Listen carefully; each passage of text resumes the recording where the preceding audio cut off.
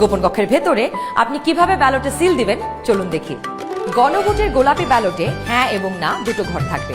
সংস্কার বা পরিবর্তন চাইলে হ্যাঁতে সিল মারুন।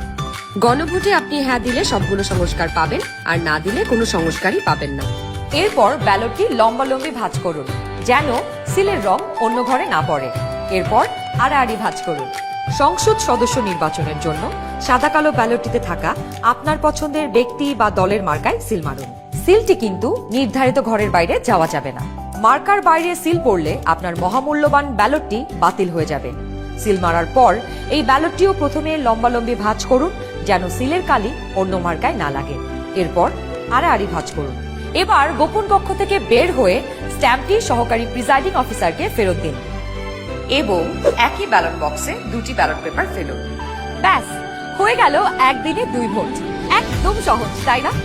তাহলে নিশ্চিন্তে ভোটের দিন চলে আসুন আপনার ভোট কেন্দ্রে আর ভোট দিয়ে বুঝে নিন দেশের মালিকানা, দেশের চাবি আমাদের হাতে।